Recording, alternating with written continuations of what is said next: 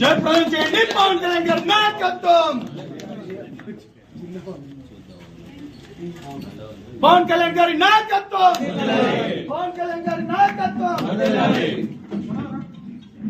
వర్ధిల్లాలి పవన్ కళ్యాణ్ గారి నాయకత్వం. వర్ధిల్లాలి పవన్ కళ్యాణ్ గారి నాయకత్వం. వర్ధిల్లాలి పవన్ కళ్యాణ్ గారి నాయకత్వం. జై జనసేన. జై జనసేన.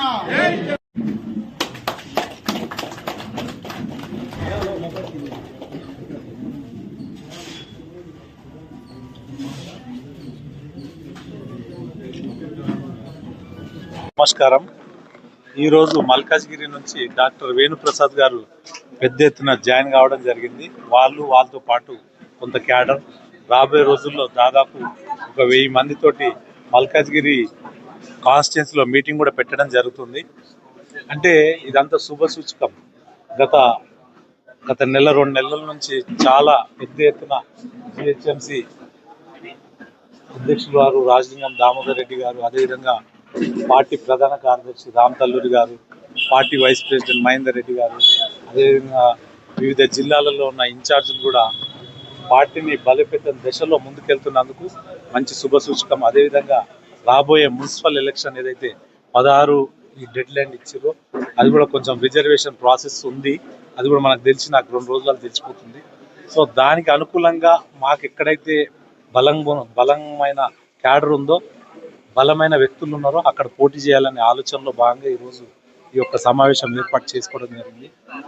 అదేవిధంగా కార్పొరేషన్లో కానీ మున్సిపాలిటీలో కానీ బరిలో దించడానికి బలమైన వ్యక్తులు మేము చూస్తున్నాము. ఆ లిస్ట్ అవుట్ కూడా ఈ 2 రోజులలో వస్తుంది. మేము ఎక్కడ నమస్కారం. దశాబ్దం పైగా ఒక జనసేన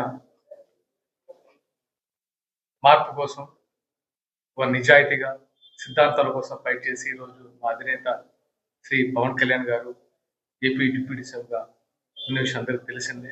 తెలంగాణలో కూడా ఆయన ఎప్పటి నుంచో ఇక్కడ జనసేన బలోపేతం చేద్దామని ఆ ప్రణాళిక చేస్తూనే ఉన్నారు.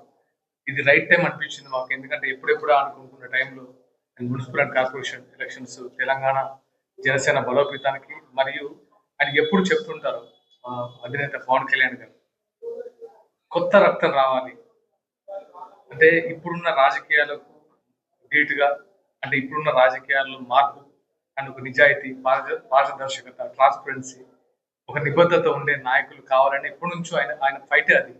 So this the right time. నేను ఏంటంటే యాజ్ ఎ ప్రచార కార్యదర్శిగా, జనసేన ప్రచార కార్యదర్శిగా నా ఉద్దేశం ఏంటంటే, తెలంగాణలో చాలా మంది యువత ఉన్నారు.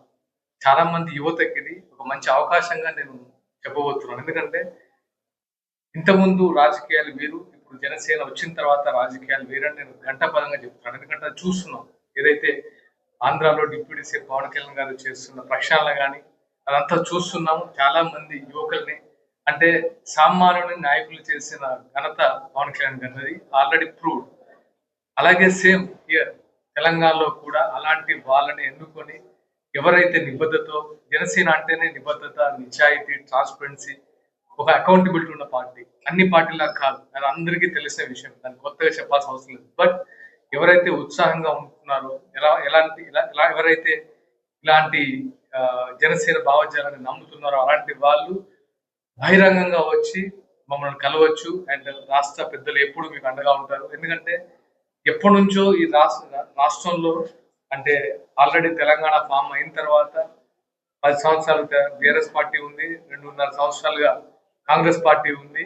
ఎన్నో సమస్యలు ఉన్నాయి. నిరుద్యోగ సమస్య ఉంది, అమలు కానీ హామీలు ఇచ్చి ఎన్నో ఇంకా ఎక్కడ వేస్తే గొంగళ అక్కడే ఉంది.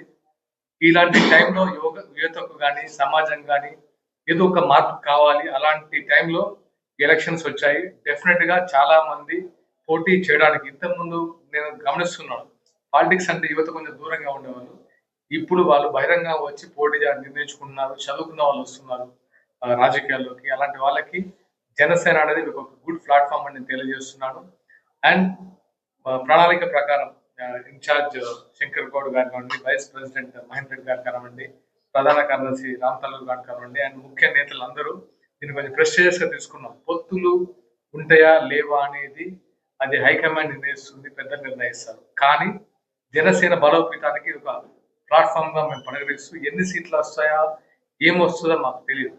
బట్ మేము మాత్రం నిబద్ధతతో పనిచేయాలని నిర్ణయించుకున్న నిబద్ధతతో జనం దగ్గరికి ప్రజల దగ్గరికి వెళ్ళి అందరి ఆశీర్వాదాలు తీసుకుందాం అనుకుంటున్నాం. Thank you so much.